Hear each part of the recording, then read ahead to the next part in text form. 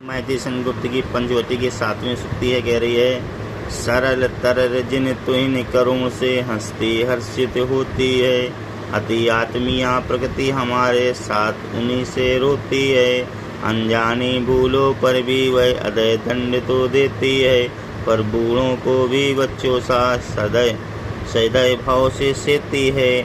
कहने का मतलब है कि यहाँ पर लक्ष्मण जी जो हैं वो अपने मन में विचार करते हैं क्या कि सुंदर और चंचल ओस की बूंदे प्रकृति की प्रसन्नता और शोभा की प्रतीक हैं, जो सरल तरल जिन तुहिन करुण में हर्षित होती है। और उन्हीं ओस की बूंदों से वह कभी कभी दुख की घड़ी भी हमारे साथ में रोती सी प्रतीत होती है। लक्ष्मण जी यहाँ पर जो घास में, जो धरती में घास उगी हुई है, उनके घास के नोकों पे जो ओस की बूंदें एकत्र होती हैं, उसके बाहर को उसको देख करके कह रहे हैं कभी ये चंचल और सुंदर ओस की बूंदें प्रकृति की प्रसन्नता और शोभा को बताती हैं, तो कभी ये हमारे दुखों को देख करके हमारे साथ रोती हुई यानी दुखी हुई प्रतीत दिखाई देती हैं।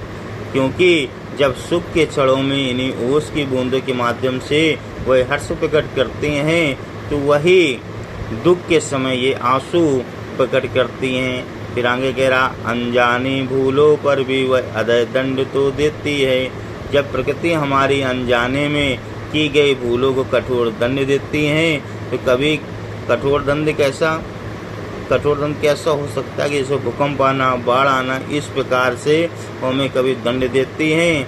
तो कभी कभी बड़ी दयालु हो करके वह हमारे साथ अच्छा भी करती हैं। जैसे अच्छा कैसे, पर बूढ़ों को भी बच्चों सा सदैव भाव से सेती है, कि जो बूढ़े हैं उनको बच्चों के समान सेवा करती है। इस प्रकार प्रकृति के कठोर और कोमल दोनों रूप हमारे सम्मुख प्रकट हुए हैं। यानी प्रकृति एक तरफ दयालुता भी है, दूसरी तरफ कठोर भाव भी है, तो कहीं संरक्षण भी करती है, तो कहीं कहीं हमारे भूलों का हमें दंड भी देती है। अगर देखा जाए पूरे का अर्थ क्या लिखोगे कि जो धरती पर लक्ष्मण जी धरती पर ओस की बूंदे जब घास पर देखते हैं, तो कहते हैं कि अभी ये ओस की बूंदे धरती को हंसता प्रसन्नचित दिखाई देती हैं, तो कभी ये धरती रोती हुई से प्रतीत होती है, हमारे दुखों को देख करके रोती हुई से प्रतीत होती है। कभी कभी ये धरती हमारे भूलों को दंड के रूप में हमें दंड भी देती है, तो कभी कभी ये धरती बूढ़ों को बच्चों जैसा स्नेह दे करके पालन भी करती है।